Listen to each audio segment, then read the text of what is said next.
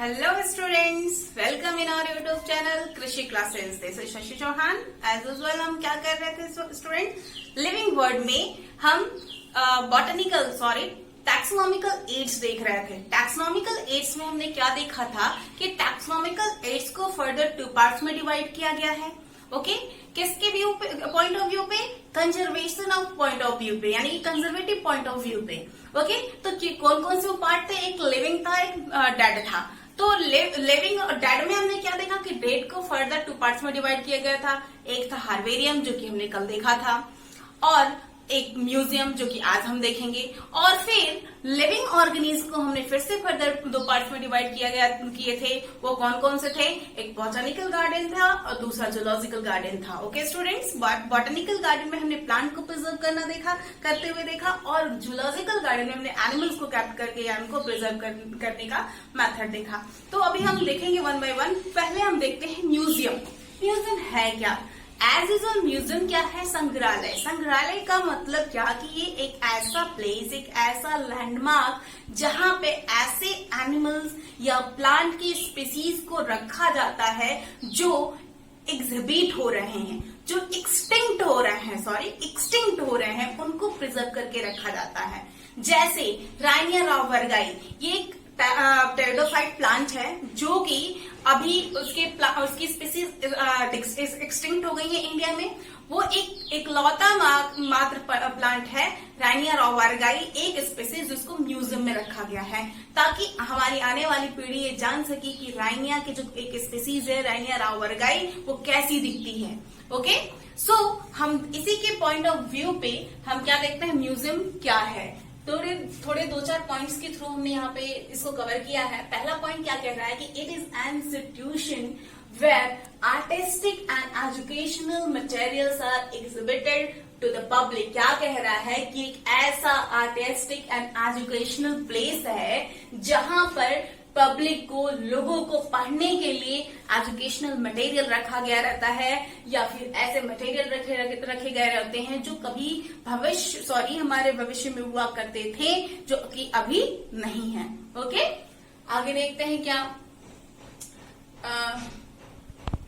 भविष्य नहीं, भूत में होते होंगे, इट्स मीन पास्ट में हमारे। ओके, सो नेक्स्ट पॉइंट देखते हैं, museum are gradually step up in educational institute. क्या कह रहा है कि म्यूजियम वो है जो एजुकेशनल इंस्टीट्यूट को स्टेप अप करता है।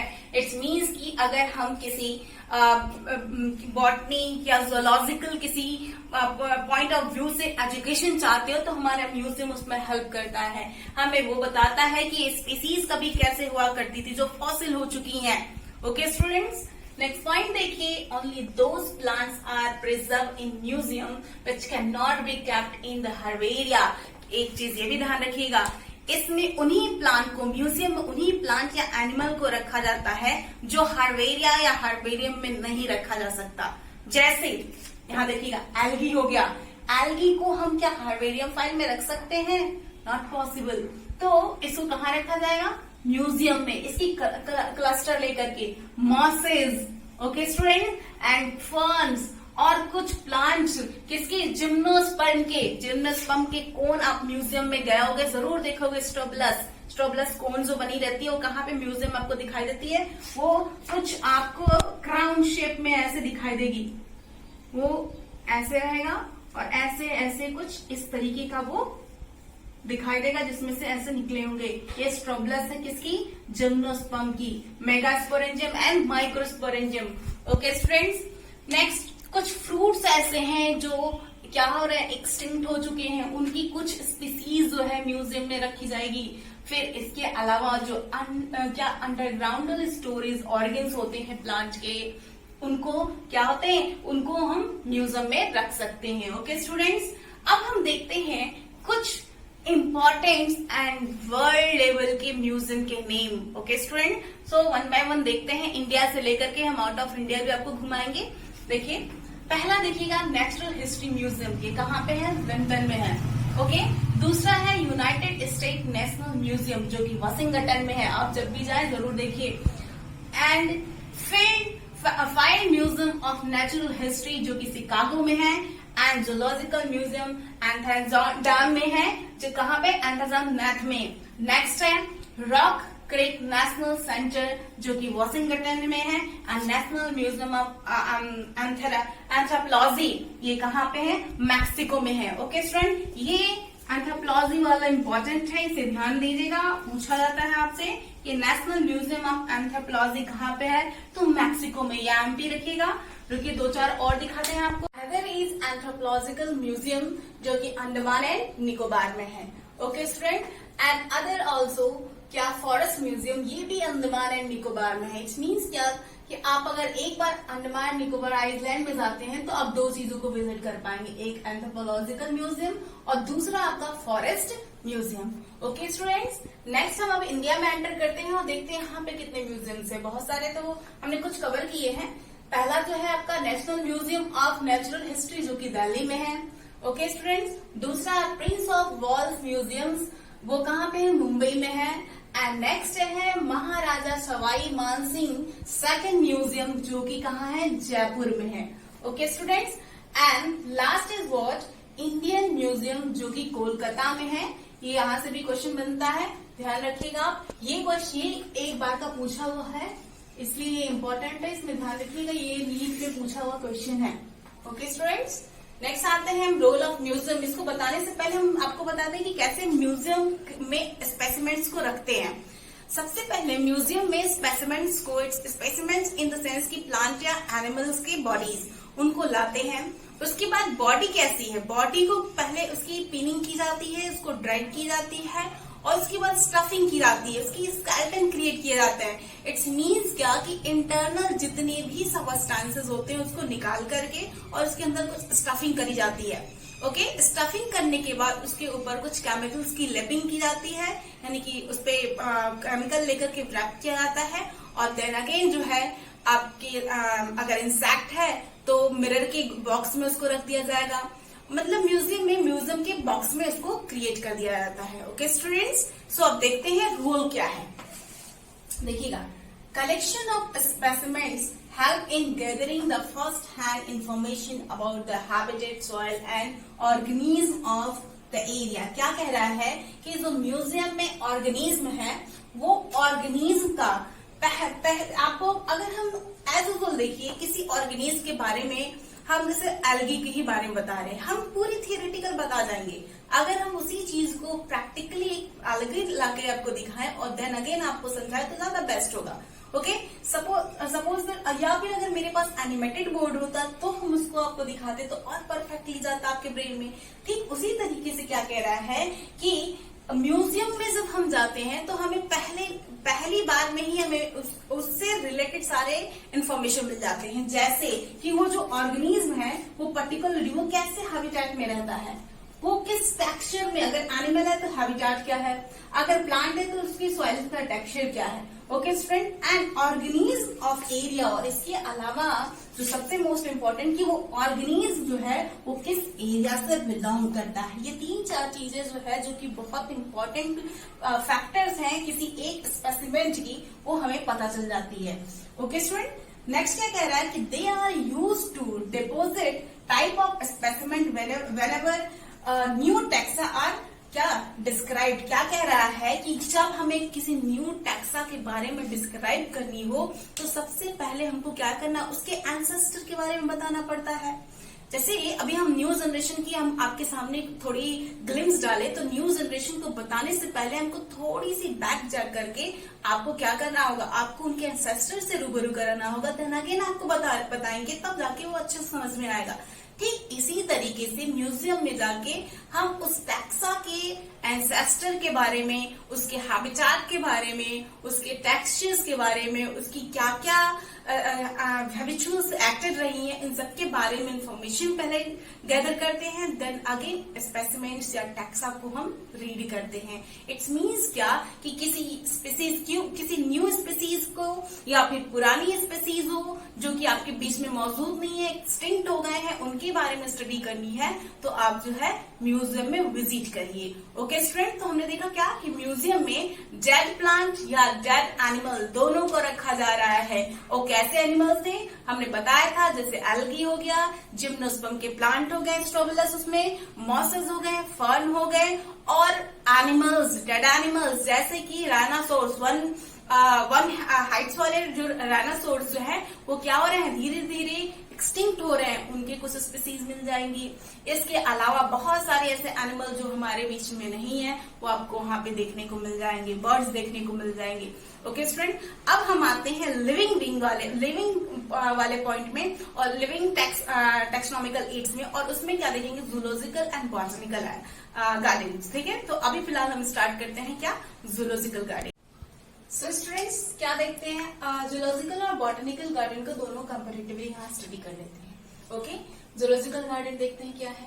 पहला पॉइंट कह रहा है कि it is an enclosed place where live wild animal are kept for the public exhibition is called a zoological park. It means क्या, एक ऐसा enclosed landmark जहाँ पे हम पब्लिक के लिए कुछ एनिमल्स को प्लेस करते हैं, एग्जिबिट करते हैं, रखते हैं, उसको हम क्या कहते हैं, जूलॉजिकल पार्क कहते हैं। ऐसे जूलॉजिकल पार्क आपने देखा भी होगा, जू जिसे आप नॉर्मली बोल सकते हो। जू में क्या होता है, हम जाते हैं कुछ एनिमल्स को, चाहे वो एंडेंजर्ड एनिमल हो, ठीक है, या फिर नॉर्मल एनिमल हो, उनको क्या किया जाता है, बॉक्सिंग करी जाती है, उनको एक लैंडमार्क्स क्रिएट किया जाता है, उस लैंडमार्क्स में उनको प्लेस करते हैं ताकि अगर कोई भी सैलानी इधर जाए तो उसे देख सके, उसके बारे में स्टडी कर सके। ओके स्टूडेंट्स, तो पहली लाइन में हमने बस यही देखा कि ये क्या है, एक ऐसा इंक्लोज्ड प्लेस है या इंक्लोज्ड एरिया है जहाँ पे हम वाइल्ड एनिमल को रखते हैं। ओके स्टूडेंट्स, वाइल्ड हो या फिर आपका वाइल्ड हो या डोमेस्टिक एनिमल हो। ओके स्टूडेंट्स, नेक्स्ट पॉइंट देखते हैं हम इसमें, कहाँ पे, जूलॉजिकल पार्क में।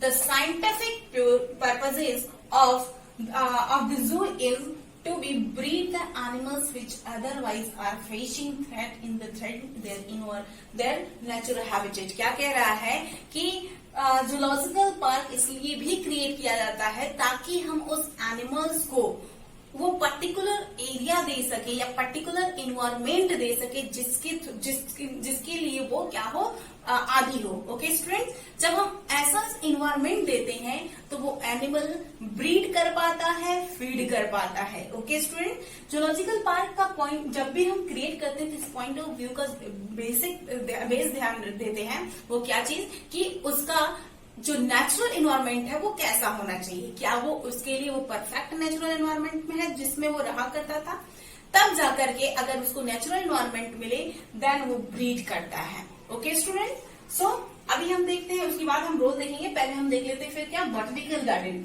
बॉटनिकल गार्डन में देखिए क्या है कि they are large size tract where plants of different type of areas and grows to the scientific and educational purposes। क्या कह रहा है कि ये एक ऐसा लार्ज लैंडमार्क होता है जहां पे डिफरेंट तरह के एनिमल्स स्पेशली प्लांट को प्लेस करते हैं, किसके, scientific and educational point of view से।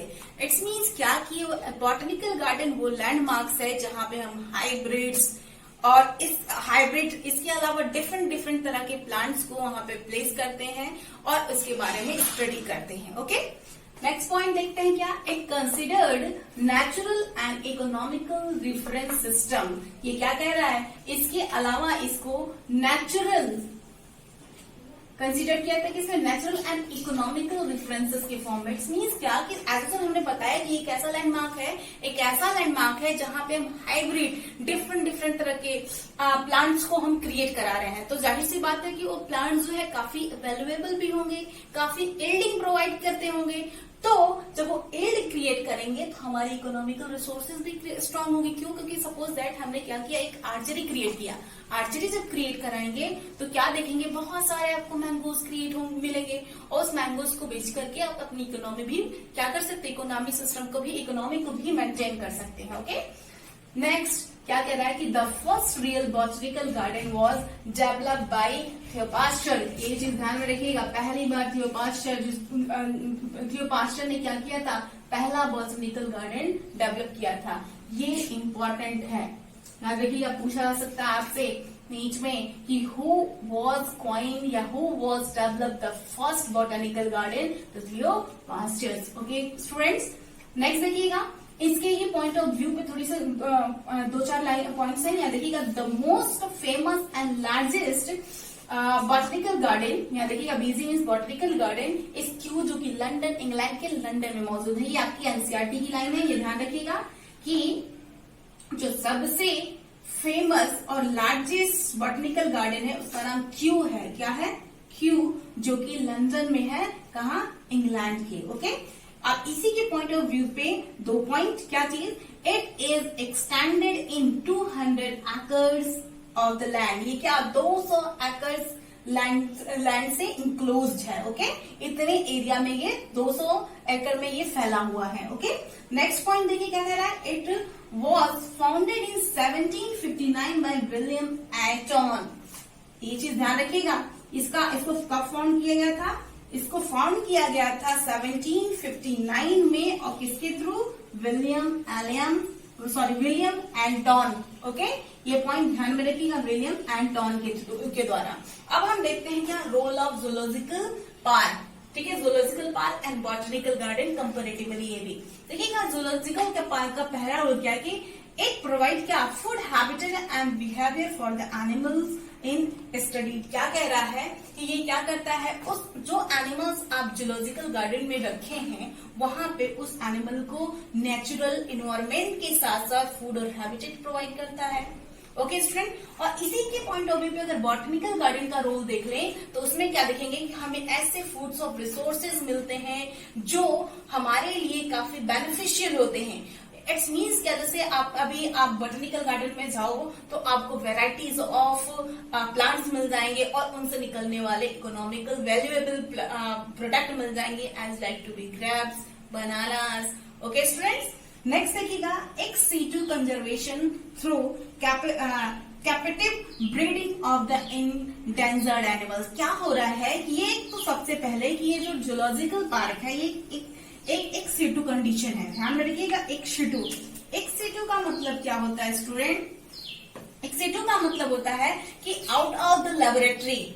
What? Out of the laboratory. तो ये क्या है, एक सीटू कंजर्वेशन है। इट्स मीन्स क्या कि एनिमल्स की endangered animal, endangered animal means जिनकी स्पीसीज क्या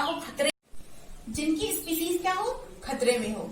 ओके, तो उनको कहाँ रखते हैं, उनको क्या करते हैं, उनको जूलॉजिकल पार्क में लाके ब्रीड कराते हैं, किस पे, एक सीटू कंडीशन में। ध्यान रखिए, एक सीटू का मतलब होता है आउटसाइड द लैब, लेबोरेटरी बोलिए या लैब, स्पेस कम है इसलिए लैब हमने लिखा। ओके स्टूडेंट्स, नेक्स्ट इसी के हम पॉइंट ऑफ व्यू पे अगर हम बॉटनिकल गार्डन देखें तो ये इन सिटू कंजर्वेशन होता है। पहले क्या करते हैं बॉटनिकल गार्डन में कि जो प्लांट्स होते हैं उनको लेबोरेटरी के अंदर डेवलप कराते हैं, उसकी वैरायटी क्रिएट कराते हैं, और क्रिएट कराने के बाद देन अगेन हम ले जाकर के इसको क्या करते हैं, सॉइल में या जो लैंडमार्क है बॉटनिकल गार्डन है वहां पे प्लेस करते हैं। ध्यान रखिएगा, ये इन सिटू कंडीशन है, ये एक्स सिटू कंडीशन है। इन सिटू कंडीशन का मतलब हुआ इनसाइड द लैब, जो इसकी जेनेटिकली मॉडिफाइंग प्रोसेस है वो कहाँ हो रही है, लैब के अंदर हो रही है। तो बॉटनिकल गार्डन रोल में देखेंगे क्या कि वो इन सिटू कंडीशन होता है और वहां पे इसकी ब्रीडिंग कराई जाती है, देन अगेन ले जाकर के इसको रिप्लेस कर देते हैं। ओके स्टूडेंट, तो इस तरीके से हमने कुछ रोल भी देखा। अब इसके बाद हम देखेंगे लास्ट पॉइंट की, और इस की के बाद हमारा चैप्टर आज फिनिश हो जाएगा। Okay students, so student last point क्या है, की क्या है कि एक ऐसा स्कीम है जिसके थ्रू ऑर्गेनिज्म की आइडेंटिफिकेशन करते हैं। ठीक है, कोई ऑर्गेनिज्म की आइडेंटिफिकेशन करना हो तो हम की के थ्रू उसका आइडेंटिफिकेशन करते हैं। आइए देखते हैं, पहला पॉइंट हमने ये लिखा है कि एक ऐसा स्कीम है जो किसी प्लांट और एनिमल इन दोनों के आइडेंटिफिकेशन का वे है। की क्या है, एक ऐसा वे है या ऐसा मेथड है या ऐसा फॉर्म है जिसके थ्रू हम प्लांट और एनिमल के इंफॉर्मेशन को जानते हैं। ठीक है, दैट इज की। नेक्स्ट देखते हैं, it refers to a set of alternate character arrange in a manner. एक चीज ध्यान रखिएगा, की को जब भी हम कोई की क्रिएट करते हैं उसमें क्या देखते हैं कि जो भी प्लांट या एनिमल है उसको अल्टरनेटिव मैनर में अरेंज किया गया हो। इट्स मीन्स क्या, kingdom, phylum, family, genus, species, ऐसे इसका अल्टरनेटिव कैरेक्टर मौजूद हो उसमें। ओके स्टूडेंट्स, नेक्स्ट क्या है कि each statement in the key is called lead. ये ध्यान रखिएगा, जितने भी स्टेटमेंट की में मौजूद होते हैं उनको हम लीड कहते हैं। क्या बोलते हैं?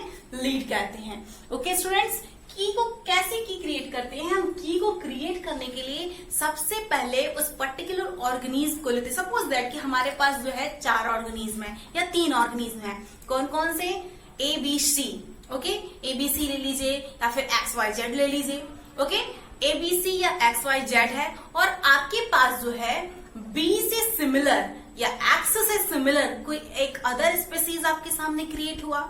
ओके, तो हम क्या करेंगे कि वो जो D स्पीसीज या Z स्पीसीज जो कोई भी आया है उसके कंट्रास्ट कैरेक्टर को फाइंड करेंगे कि जो B से सिमिलर कर रहा है, जो B का सबसे कंट्रास्ट कैरेक्टर है, क्या उससे ये मैच कर रहा है। अगर वो मैच करेगा तो उस D मेंबर को या D स्पीसीज को हम B में शिफ्ट कर देंगे। ओके स्टूडेंट, तो अभी समझ में आएगी की हम कैसे करते हैं। फिर से एक बार सुन लीजिए, की में हम क्या करते हैं। Suppose that we have a 3 plant which name is A, B and C and we got another plant that is D। Okay, तो हम क्या देखते हैं कि B की जो प्लांट है इसकी कुछ सिमिलैरिटीज जो है वो D वाले प्लांट से हो रही है। ओके, तो हम क्या करेंगे, पहले ये बी प्लांट का सबसे कंट्रास्ट कैरेक्टर फाइंड करेंगे कि इसका सबसे कंट्रास्ट कैरेक्टर क्या है और उस कैरेक्टर को अगर डी वाले से मैच कराएंगे, अगर वो मैच कर जाएगा तो इसको की के थ्रू इसमें हम इन्वॉल्व कर देंगे। अदरवाइज ये डी की नई आइडेंटिफिकेशन क्रिएट की जाएगी। ओके स्टूडेंट्स, सो अभी हम देखते हैं कुछ अदर, ये तो हमारा की था जो खत्म हुआ।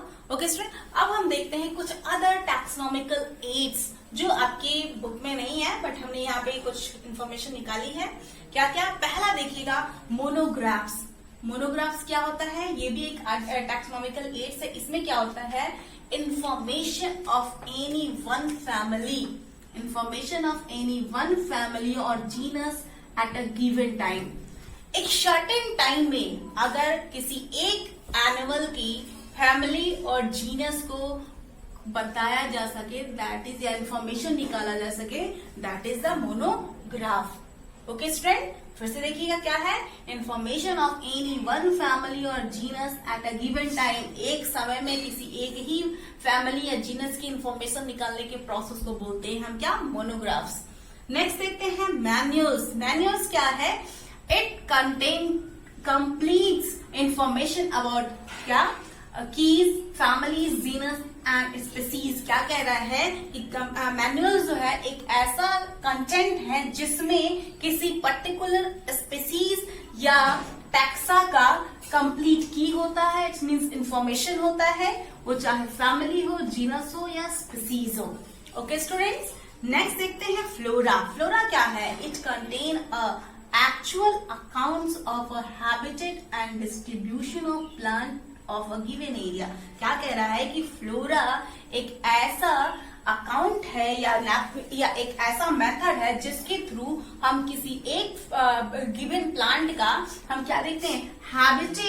हैबिटेट को, प्लांट के हैबिटेट को एक गिवन एरिया में का इंफॉर्मेशन निकालते हैं। इट्स मींस क्या कि फ्लोरा वो एरिया है, वो प्रोसेस है, सॉरी, फ्लोरा वो प्रोसेस है जिसके थ्रू हम किसी एक पर्टिकुलर प्लांट का उसके एक पर्टिकुलर इन्वायरमेंट में, सॉरी एरिया में क्या उसका हैबिटेट है या क्या उसके डिस्ट्रीब्यूशन है, वो सारी इंफॉर्मेशन कलेक्ट करते हैं। ओके, नेक्स्ट है कैटालॉगस। ये क्या है? It contain alphabetical arrangement of species found a particular area। क्या कह रहा है कि एक ऐसा डेटा है जिसमें हम अल्फाबेटिकल मैनर पर किसी पर्टिकुलर एरिया में मौजूद स्पीसीज की क्या करते हैं? इंफॉर्मेशन क्रिएट करते हैं। अल्फाबेटिकल मैनर, इट्स मीन्स कि A to Z जाएंगे, स्पीसीज चाहे कितने भी हो, लेकिन हम किस फॉर्म में, अल्फाबेटिकल मैनर में हम वहां पे इसके अकॉर्डिंग उसकी इंफॉर्मेशन प्रोवाइड करेंगे। ओके, नेक्स्ट आता है प्यूबिकेशन, लास्ट है प्यूबिकेशन। ये क्या है? It provide information about new edition and updated. Publication एक ऐसा मेथड है या एक ऐसा टैक्सोनॉमिकल एड्स है जिसमें नए नए अपडेट्स, न्यू जो डिस्कवरीज होती है उसके थ्रू हम, जब आपको प्यूबिकेशन, जब भी आपको कोई न्यू इन्फॉर्मेशन लेनी हो किसी नई टैक्सा के बारे में, किसी नए प्लान के बारे में, आप क्या करिए, प्यूबिकेशन फाइंड करिए। और जब आप प्यूबिकेशन फाइंड करेंगे तो क्या देखेंगे कि वहां पे आपको न्यू एडिशंस एंड अपडेट मौजूद होंगे, नए प्लांट्स के इंफॉर्मेशन होंगे। ओके, जैसे अभी 2018-17 में हमने क्या किया, नीलकमल जो प्लांट ब्रह्म कुमुदनी जो कि प्लांट कभी बहुत सालों पहले हिमालय के पर्वत वगैरह पे हुआ करती थी, पर आज की इन्वायरमेंट की वजह से वो क्या हो गई, वो एक्सटिंक्ट हो गई। पर हाल ही में 2017 में हमारे कुछ पीएचडी होल्डर्स ने उसको तुरंत फिर से पुनः उगाया है। ओके स्टूडेंट, तो आप अगर प्यूबिकेशन में जाएंगे तो आपको नीलकमल या फिर ब्रह्म कमलनी इस नाम से जाने जाने वाला ये प्लांट जो है के बारे में आप मेरे से ज्यादा इंफॉर्मेशन अपडेट कर पाओगे। ओके स्टूडेंट, सो इस तरीके से आज हमारा चैप्टर ये फिनिश हुआ। आप इससे रिलेटेड कोई क्वेश्चन हो कमेंट बॉक्स में डालिएगा, बाकी इससे रिलेटेड कुछ क्वेश्चंस जो है हम संडे तक आपको अपडेट करते हैं। ओके स्टूडेंट, तब तक आप पढ़ते रहिए।